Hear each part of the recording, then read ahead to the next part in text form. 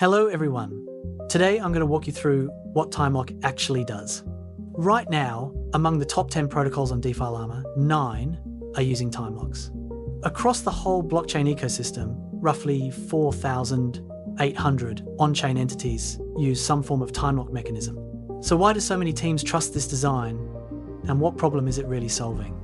Let me break it down. First, we all know that any on-chain transaction is immediate and irreversible once it's confirmed. If you send someone $100 million on-chain and mistype the address, the result is catastrophic.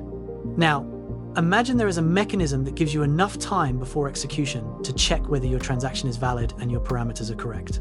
That's exactly the gap Timelocks are designed to fill. A Timelock splits each transaction into 2 phases. When you first submit a transaction, it doesn't execute immediately.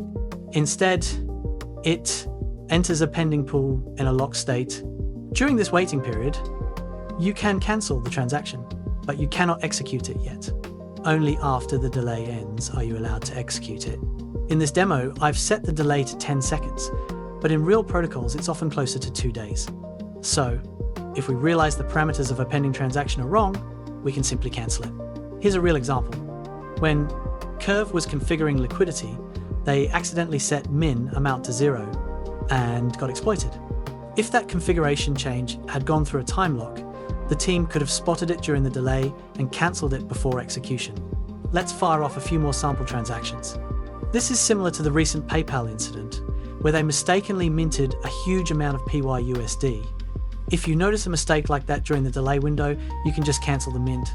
Now, suppose we submit several transactions and they all look correct and intentional.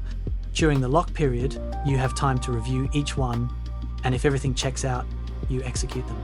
All the valid queued transactions then get executed safely. But let's consider another scenario. Say your protocol is under attack because the private key that manages the time lock has been compromised.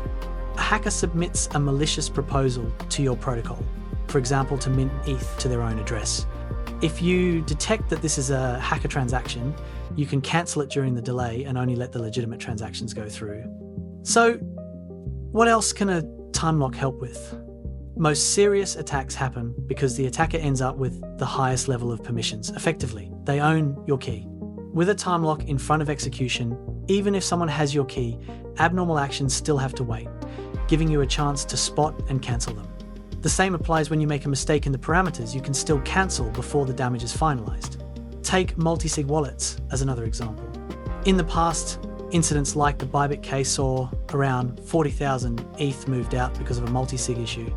If a time lock had been in place, once they noticed that the multi-sig had signed an abnormal transaction, they could have cancelled it and only executed the legitimate ones.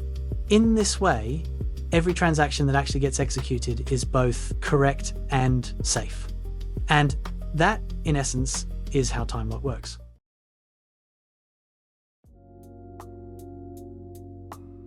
Next, I'll walk you through how to use the Timelock platform. First, click Connect Wallet.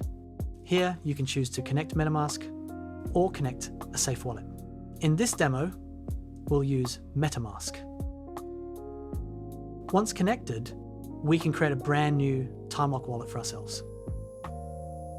For the network, let's pick the Sepolio testnet, set the delay time to 300 seconds. We'll leave the other parameters as default.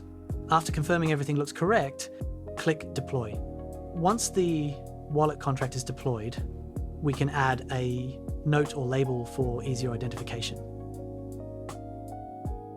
Now our Timelock wallet is ready. Let's copy the contract address and transfer some tokens into it. Okay, the tokens have now been sent to this Timelock contract.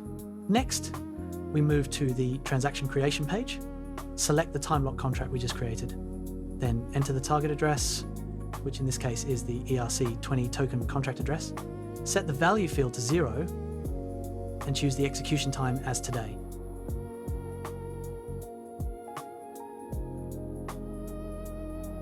Select the transfer function under ERC20 and prepare a token transfer.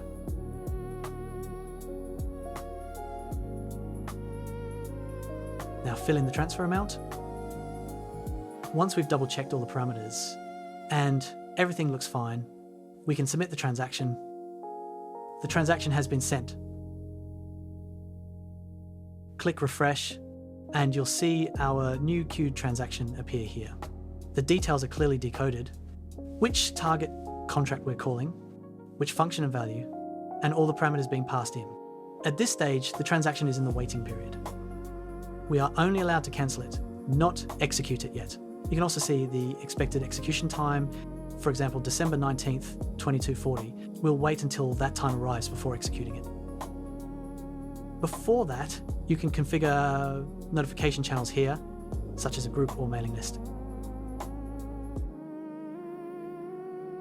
Once configured, any activity related to this Timelock contract will be broadcast to you via email. Now you can see the transaction status has changed to ready to execute. While it's ready, you still have two choices. You can cancel it or you can execute it.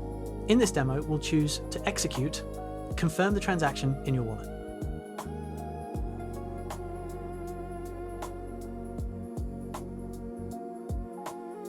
Back on the page, you can see the status has changed to executed. And that's it. We've successfully completed one time-locked transaction. This is TimelockScan, our time-lock-focused blockchain explorer. Here you can see how different projects have integrated a time-lock mechanism. For example, let's say I'm an EtherFi investor. EtherFi has just created a new time-lock transaction. I can come here and review that transaction myself. If I check the details and the parameters look correct, then I can be more confident the protocol is acting safely. I can even hook this up to my email, so I get timely alerts whenever new actions are queued. Now imagine I'm a centralized exchange. To avoid unexpected token mints, I can require projects to put their token contract behind a time lock. Those time lock contracts will also be indexed here on TimelockScan. As an exchange, I can then monitor these entries in real time and quickly spot whether any token is being abnormally minted. That helps reduce the risk of this type of attack. Beyond that, you can see many protocols already listed here, all of them using some form of time lock mechanism. And this is only the part we've already identified on-chain. There are still many time locks not yet labeled, or contracts that don't fully match the standard we index. At this moment, we estimate more than 4,000 on-chain entities are using time lock mechanisms in one form or another